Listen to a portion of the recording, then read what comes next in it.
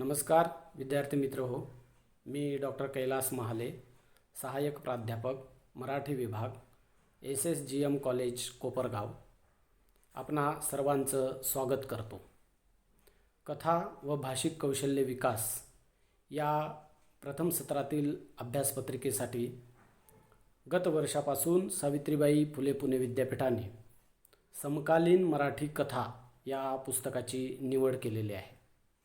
या पुस्तकामध्ये समकालीन जीवन जाणीवांचं प्रकटीकरण करणाऱ्या 10 महत्त्वपूर्ण कथांचा समावेश केलेला आहे। यातील पहिली कथा आज आपण या व्हिडिओ लेक्चरमध्ये अभ्यासणार आहोत। कथेचं शीर्षक आहे जेव्हा मी जात चोरली होती।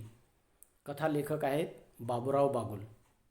प्रस्तुत कथा ही दलित साहित्य प्रवाहातली अत्यंत महत्त्वपूर्ण अशी कथा असल्यामुळे प्रारंभी आपण दलित साहित्य प्रवाहाची ओळख या ठिकाणी करून घेऊया।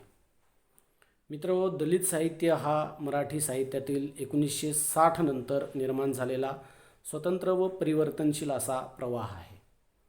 या प्रवाहाच्या निर्मितीचं कारण आपल्या देशातील चातुर्वर्ण व्यवस्था असल्याचं आपल्याला सहजपणे जाणवतं।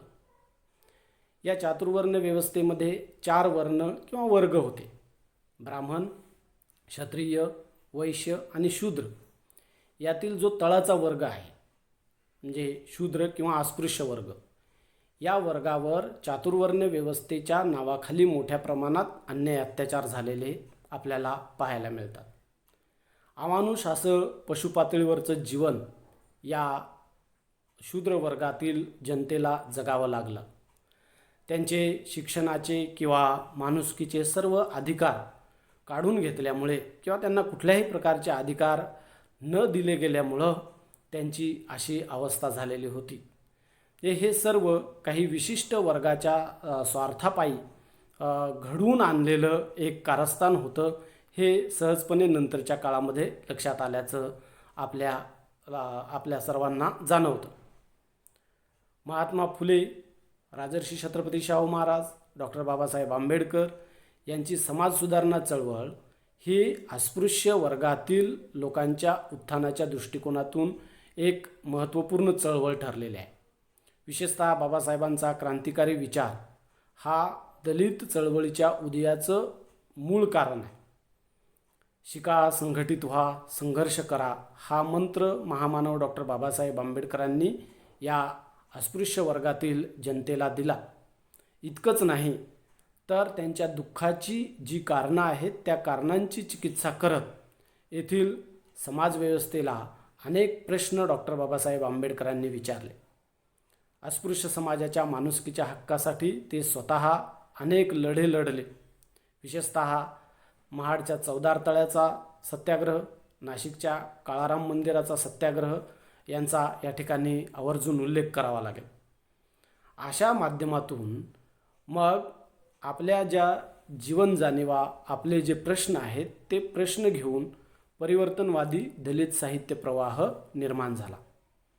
नकार, वेदना, विद्रोह व बांधिलकी या चतुसूत्रीच्या माध्यमातून दलित साहित्याने मराठी साहित्यामध्ये आपलं वेगळेपण जोपासलं। मराठी साहित्याच्या कक्षा दलित साहित्यामुळं विस्तारल्या, किंबहुना मराठी साहित्याला आंतरराष्ट्रीय दर्जा प्राप्त करून देण्याचं महत्त्वाचं काम दलित साहित्य प्रवाहाने केलं। आज नव्या जाणीवेने या दलित साहित्याची निर्मिती होत आहे। जेव्हा मी जात चोरली होती या कथेचे कथालेखक बाबूराव बागुल यांचा परिचय करून घेणं या ठिकाणी खूप महत्त्वाचं आहे। बाबूराव बागुल हे कवी, मानवतावादी कथाकार व कादंबरीकार म्हणून सर्वपरिचित आहे। त्यांच्या समग्र लेखनाचा केंद्रबिंदू माणूस आहे। झोपडपट्टीतील भनंग माणूस, अस्पृश्य, विशेषतः महार जमातीतील दैन्य अवस्थेत जगणारा जो माणूस आहे तो माणूस हा त्यांच्या लेखनाचा केंद्रबिंदू आहे। आंबेडकरी विचार ही लेखनाची प्रेरणा असून बालपणापासूनच अशा अस्पृश्य किंवा भनंग माणसाचं, उपेक्षित माणसाचं जे जीवन आहे ते जीवन स्वतः अनुभवून त्यांनी आपल्या लेखनामधून साकारण्याचं काम केलेलं आहे। वैविध्यपूर्ण लेखनविषय हाताळणारे बाबूराव बागुल हे विद्रोही दलित कथेचे उद्गाते म्हणावे लागतील. दलित कथेला मानाचं स्थान मिळवून देणारा कथाकार ही बाबूराव बागुलांची खास ओळख आहे. किंबहुना बाबूराव बागुलांची कथा ही केवळ दलित कथेचाच नाही तर मराठी कथेचा एक महत्त्वाचा टप्पा मानली जाते. जेव्हा आपण त्यांचं साहित्यिक कार्य पाहतो तेव्हा जेव्हा मी जात चोरली होती आणि मरण स्वस्थ होत आहे हे त्यांचे दोन महत्त्वाचे कथासंग्रह आपल्या नजरेसमोर येतात. सूड ही दीर्घकथा, पावशा, भूमिहीन, पाषाण, दंश, आघोरी या त्यांच्या लघुकादंबऱ्या, कोंडी ही कादंबरी, वेदाआधी तू होतास हा कविता संग्रह, दलित साहित्याचे क्रांतिविज्ञान हा समीक्षा ग्रंथ आणि आंबेडकरी भारत भाग 1 व 2 हे चरित्रात्मक खंड त्यांचे प्रकाशित आहे. आता त्यांच्या जेव्हा मी जात चोरली होती या कथेचे विशेष आपण लक्षात घेऊया. जेव्हा मी जात चोरली होती या पहिल्याच कथासंग्रहातील शीर्षकाची आणि ही अत्यंत लोकप्रिय अशी कथा आहे. या कथेमध्ये भारतातील जातीव्यवस्थेचे मूळ शोधण्याचा प्रयत्न कथाकाराने केलेला आहे. कथा आपल्या परंपरागत व्यवस्थेचे, धर्माचे आणि संस्कृतीचे पोस्टमार्टम करते. या दृष्टीने ती महत्त्वाची आहे. शिका, संघटित व्हा आणि संघर्ष करा या आंबेडकरी विचारधारेचं चित्रण बाबूराव बागुल यांनी या कथेमधून केलेलं आहे. कार्ल मार्क्स, गौतम बुद्ध यांच्या विचारांचा प्रभाव कथेवर असून स्वातंत्र्य, समता, न्याय व बंधुता या मानवी मूल्यांचा आग्रह ही कथा धरते. आता आपण या कथेचं आशयसूत्र किंवा कथानक थोडक्यात लक्षात घेऊया. प्रस्तुत कथा ही आशयदृष्ट्या अत्यंत संपन्न अशी कथा आहे. या कथेला वैचारिकतेचं भक्कम अधिष्ठान आहे. जे भारतीय समाजमनातील मनुवादाचा पगडा आणि जातीव्यवस्था यांची चिरफाड ही कथा करते आणि या दृष्टिकोनातून ती अत्यंत महत्त्वाची कथा आहे. कथेचा आशय जेव्हा आपण लक्षात घेतो तेव्हा असं ध्यानात येते की शिक्षित तरुणाच्या मनाची घालमेल, त्याचा मानसिक संघर्ष, त्याची आगतिकता या कथेमधून चित्रित झालेली आहे. म्हणजे शिक्षित मंडळींना आपल्या नोकरीच्या ठिकाणी जात लपवण्याची नामुष्की परंपरागत समाजव्यवस्थेमध्ये येते. यापेक्षा वाईट गोष्ट ती काय, असा प्रश्न या कथेच्या निमित्ताने बाबूराव बागुलांनी उभा केलेला आहे. या कथेचा जो कथानायक आहे हा आंबेडकरी विचाराने प्रभावित झालेला आहे. तो नॉन मॅट्रिक आहे आणि जेव्हा त्याला नोकरी मिळते आणि नोकरीच्या ठिकाणी तो जायला निघतो तेव्हा तो अनेक स्वप्न रंगवतो. म्हणजे प्रवासामध्ये तो पूर्ण रात्र ही स्वप्न पाहत राहतो. पण ज्यावेळी तो नोकरीच्या ठिकाणी जातो तेव्हा रणछोड या बॉयलर फिटरने तुमची जात कोणती असा प्रश्न विचारल्यानंतर त्याच्या स्वप्नांचा भंग होतो. तरी तो मी मुंबईकर आहे, सत्यास्तव लढणारा आहे अशी उत्तरं त्या कंपनीतील लोकांना देतो. मग कंपनीतल्या लोकांना त्याची साहित्यिक आवड आणि शुद्ध वाणी यामुळं त्याच्यावर विश्वास बसतो आणि हा कुणीतरी ब्राह्मण जातीतील माणूस असावा असं त्या लोकांना वाटतं. ते काही अंशी त्याला जवळ करतात. रणछोड तर या कथानिवेदकाला 5 रुपये भाड्याने खोली देण्यासाठी तयार होतो आणि तो देतोय. या अशा पद्धतीने या नायकाचा प्रवास सुरू होतो. परंतु ही उच्चवर्णीय मंडळी आपल्याला खालच्या जातीतील म्हणून किती हिंस्र दृष्टिकोनातून पाहतात हे त्याच्या लक्षात येतं आणि तो अस्वस्थ होतो. हळूहळू काशीनाथ सपकाळ याच्याशी त्याची मैत्री होते. आता काशीनाथ सपकाळ हा या कथानायकाच्याच जातीचा आहे, पण तो एक लढवय्या नायक म्हणून या कथेमध्ये आलेला दिसतो. एक लढणारी विद्रोही अशी व्यक्तिरेखा म्हणून ताकदीने बाबूराव बागुल यांनी काशीनाथ सपकाळ ची व्यक्तिरेखा या कथेमध्ये रेखाटलेली आहे. या काशीनाथ सपकाळशी कथानायकाची मैत्री होते आणि हा कथानिवेदक या काशीनाथ सपकाळला मीही तुझ्याच जातीचा आहे हे सांगण्याचा मनोमन प्रयत्न करतो. पण काशीनाथ सपकाळशी या कंपनीमधील सर्व उच्चवर्णीय विरोधाने वागतात. पण काशीनाथ सपकाळ त्यांना घाबरत नाही. त्यांना राज्यघटनेतली कलमं सांगतो आणि चाकू घेऊन तो सतत त्या कंपनीमध्ये वावरत असतो. या अशा काशीनाथ सपकाळला आपण जर आपली जात सांगितली किंवा त्याच्याशी एकदमच लगट केली तर या उच्चवर्णीयांना आपली जात लक्षात येईल हे निवेदकाच्या ध्यानात येतं. त्यामुळं तो एकदमच काशीनाथची सलगी करत नाही, परंतु हळूहळू मात्र या कथानिवेदकाची काशीनाथशी होणारी जी मैत्री आहे ती मैत्री काहींच्या लक्षात येते.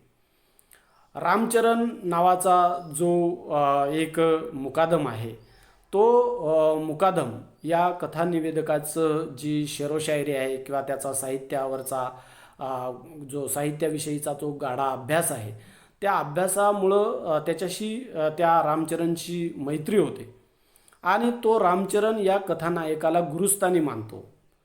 एक दिवस अशाच पद्धतीने तो त्याला त्याच्या घरीसुद्धा नेतो. पण हळूहळू मात्र कथानायकाची काशीनाथ सपकाळशी वाढती जी मैत्री आहे ती मैत्री या लोकांच्या लक्षात येते आणि अशातून हा जो कथानिवेदक आहे तो पूर्ण अस्वस्थ होतो. एकीकडं या संपूर्ण उच्चवर्णीय व्यवस्थेशी लढणारा काशीनाथ सपकाळ त्यांच्याशी विद्रोह करताना या समाजव्यवस्थेला तो कुठल्याही प्रकारे घाबरत नाही आणि आपण मात्र नोकरीच्या निमित्ताने स्वतःची जात लपवतो किंवा या लोकांना घाबरून राहतो. यामुळं स्वतःलाच या नायकाला त्याची स्वतःची लाज वाटते. अशा अस्वस्थ अवस्थेमध्ये तो जगत राहतो आणि एक दिवस तो नोकरी सोडण्याचा निर्णय घेतो. अखेरीस पगाराच्या दिवशी रामचरण त्याला त्याच्या घरी नेतो. त्या दोघांची शेरोशायरीमुळं आणि नायकाची जी साहित्यावरील निष्ठा आहे त्या निष्ठेमुळं किंवा त्याच्या शुद्ध वाणीमुळं मैत्री जडलेली असते. त्या रामचरणच्या घरी हा कथानायक जातो. त्या ठिकाणी त्याचा आदराने सत्कार होतो. या रामचरणची बायको सरस्वती ही त्याचं स्वागत करते आणि जेव्हा अखेरीस झोपण्याच्या वेळी त्याला लाथाबुक्यांचा मार पडतो त्यावेळी या कथानायकाच्या लक्षात येतं की आपली जी जात चोरीची बाब आहे ती या सर्व लोकांच्या लक्षात आलेली आहे. या कथानायकाला मोठ्या प्रमाणात मारहाण होते. त्याची सर्टिफिकेट्स रामचरण फाडून टाकतो आणि अशावेळी काशीनाथ सपकाळ हा या कथानायकाच्या जोडीला त्या ठिकाणी येतो आणि तो त्या सर्वांपासून त्याची सुटका करतो. अखेरीस काशीनाथ सपकाळ कथानायकाला विचारतो की तुम्ही या मूर्ख लोकांचा मार का खाल्ला? चला आपण पोलीस स्टेशनला जाऊया आणि यांची तक्रार नोंदवूया. त्यावेळी कथानायक म्हणतो, मला या लोकांनी नाही मारलं, मला मनूने मारलं. अशा पद्धतीने मला मनूने मारलं या वाक्याने या कथेचा शेवट होतो. म्हणजे कथेला आंबेडकरी विचाराचं अधिष्ठान आहे आणि जातीयतेची एक भळभळती वेदना या कथेच्या केंद्रस्थानी असल्याचं आपल्याला पाहायला मिळतं. आता या कथेतली जी पात्र आहेत त्यामध्ये कथानायक किंवा निवेदक काशीनाथ सपकाळ, रामचरण, माताप्रसाद, रणछोड, देवजी आणि रामचरणची पत्नी सरस्वती या पात्रांच्या माध्यमातून या कथेचा जो आशय आहे तो आशय बाबुराव बागुल यांनी समृद्ध केलेला आहे. मी मगाशी सांगितलं की या कथेतील कथानायक किंवा निवेदक हा नॉन मॅट्रिक आहे आणि आपली जात लपवून तो एक अत्यंत निश्चल मनाने जगताना पाहायला मिळतो. तर काशीनाथ सपकाळ हा आपण जरी खालच्या जातीतले आहोत तरी या समाजव्यवस्थेशी विद्रोह करायला मागं पुढं पाहत नाही. एक लढवय्या पुरुष किंवा लढवय्यी व्यक्तिरेखा म्हणून बाबुराव बागुलांनी ताकदीने काशीनाथ सपकाळची व्यक्तिरेखा या कथेमध्ये रेखाटलेली आहे. रामचरण हा कथानायकाला गुरुस्थानी मानणारा या कंपनीतला एक मुकादम आहे. तसंच माताप्रसाद, रणछोड, देवजी हे उच्चवर्णीय आहेत आणि ते काशीनाथ सपकाळ आणि कथानायक यांच्या विरोधात जगताना म्हणजे खालच्या वर्गातील लोकांना अत्यंत तुच्छ मानणारे प्रतिनिधी म्हणून बाबुराव बागुलांनी या कथेमध्ये रेखाटलेले आहेत. तसंच रामचरणची पत्नी सरस्वती ही भारतीय परंपरेतील एक पतिपरायण स्त्री म्हणून या कथेमध्ये आलेली आपल्याला पाहायला मिळते. तर अशा या सर्व व्यक्तिरेखांच्या द्वारे बाबुराव बागुल यांनी जो जातीय संघर्ष आहे हा जातीय किंवा धार्मिक संघर्ष अत्यंत ताकदीनिशी या कथेच्या माध्यमातून उभा केलेला आपल्याला पाहायला मिळतो. आता या कथेचं घटकन्याय विश्लेषण आपण या ठिकाणी करूया. कथेतलं जर वातावरण पाहिलं तर या कथेतून एक धार्मिक किंवा सांस्कृतिक अशी जी पार्श्वभूमी आहे, म्हणजे विशेषतः जो जातीय संघर्ष आहे तो जातीय संघर्ष रेखाटण्याचा एक प्रयत्न बाबूराव बागुलांनी केलेला आहे. आणि त्या दृष्टिकोनातून रामचरण, माताप्रसाद, देवजी, रणछोड हे उच्चवर्णीय लोक यांच्या मनातील जातीय अभिमान आणि दुसरीकडं काशीनाथ सपकाळ आणि कथानिवेदक हे खालच्या जातीतील नायक यांच्या मनामध्ये असलेली एक जातीय अस्मिता, परंतु त्यांचं निश्चल वागणं किंवा जात लपवून वागणं. आणि अर्थात काशीनाथ सपकाळ हा संघर्षप्रवण आहे, परंतु दोन जातींमधला जो संघर्ष आहे किंवा दोन जातींमधली जी तेढ आहे ती उभी करत असताना त्या पद्धतीचे जे प्रसंग आहेत त्या प्रसंगातून हे वातावरण घडवण्याचं जे काम आहे ते काम बाबूराव बागुलांनी केलेलं आहे. विशेषतः ही कथा मुंबईतील एका कंपनीमध्ये घडलेली आहे आणि त्यामुळे त्या कंपनीच्या वातावरणाची जी पार्श्वभूमी आहे ती पार्श्वभूमी या कथेला लाभलेली आहे. कथेतला जो संघर्ष आहे तो दोन जातींमधला आहे, म्हणजे उच्चवर्णीय आणि अस्पृश्य. विशेषतः रामचरण, माताप्रसाद, रणछोड हे एका बाजूला आणि कथानायक व काशीनाथ सपकाळ हे एका बाजूला, असा दोहोंमधला जो संघर्ष आहे तो संघर्ष या कथेमध्ये आलेला आपल्याला पाहायला मिळतो. आणि त्यानिमित्ताने कथानायकाच्या मनातला जो मानसिक पातळीवरचा संघर्ष आहे तो संघर्ष देखील या कथेमधून उघड करण्याचं बाबूराव बागुलांनी एक काम केलेलं आहे. हे एकीकडं या व्यवस्थेशी लढणारा काशीनाथ सपकाळ आणि दुसरीकडं जात लपवण्याची नामुष्की आलेला कथानायक, असं जे चित्र या कथेमध्ये रंगवलेलं आहे ते रंगवत असताना कथानिवेदकाच्या मनामध्ये आपण असे का वागतो या गोष्टीने त्या गोष्टीची त्याला सतत लाज वाटते. आणि तशा अवस्थेमध्ये त्याच्या मनातील ज्या भावभावना आहेत त्या भावभावना चित्रित करण्याचं काम, म्हणजे त्याच्या मनातला हा मानसिक पातळीवरचा संघर्ष चित्रित करण्याचं काम देखील बाबूराव बागुलांनी या कथेमधून केलेलं. कथेमध्ये मराठी, गुजराती, हिंदी अशा तीनही भाषांचा अत्यंत खुबीने जो वापर आहे तो वापर कथाकार बाबूराव बागुल करताना दिसतात. त्या दृष्टिकोनातून एक वैशिष्ट्यपूर्ण अशी जी भाषाशैली आहे त्या भाषाशैलीचा वापर त्यांनी केलेला दिसतो. निवेदनाच्या दृष्टिकोनातून जर विचार केला तर या कथेतला जो नायक आहे हा प्रथम पुरुषी तटस्थ निवेदनाच्या माध्यमातून आपल्या भावना प्रकट करतो आणि इतर पात्रांच्या दृष्टिकोनातून सोयीनुसार कथाकाराने प्रथम, द्वितीय किंवा तृतीय पुरुषी निवेदनाचा जो वापर आहे तो वापर या कथेमध्ये केलेला आहे. समकालीन कथेमध्ये बाबूराव बागुल यांच्या या कथेचं योगदान फार महत्त्वपूर्ण असं आहे. बाबूराव बागुल यांची जी कथा आहे ती केवळ त्या कथेतलं जे जीवनचित्रण आहे ते जीवनचित्रण मांडत नाही, किंवा एखादी जी गोष्ट आहे, आता प्रस्तुत कथेमध्ये एक जातीय संघर्ष जो आहे तो संघर्ष चित्रित करण्याचा प्रयत्न त्यांनी केलेला आहे. या संघर्षाबरोबरच बाबूराव बागुल यांची ही कथा वाचकांना विचार प्रवृत्त करताना दिसते. म्हणजे आज जातीय अस्मिता ह्या मोठ्या प्रमाणात टोकदार झालेल्या आहेत आणि अशा परिस्थितीमध्ये केवळ भांडण, तंटे याच्यातून जातीय प्रश्न सुटणारे नाहीत. त्यामुळे या कथेचा जो नायक आहे हा नायक मला मनुने मारलं असं म्हणून बुद्ध विचाराकडे वळताना दिसतो. या बाबतीत बाबूराव बागुल यांनी एक विचार प्रवृत्तता जी आहे ती या कथेच्या निमित्ताने वाचकांपुढं ठेवलेली आपल्याला पाहायला मिळते. म्हणून समकालीन मराठी कथेमध्ये बाबूराव बागुल यांची जेव्हा मी जात चोरली होती ही कथा अत्यंत महत्त्वाची कथा आहे, हे मी आवर्जून सांगू इच्छितो. धन्यवाद.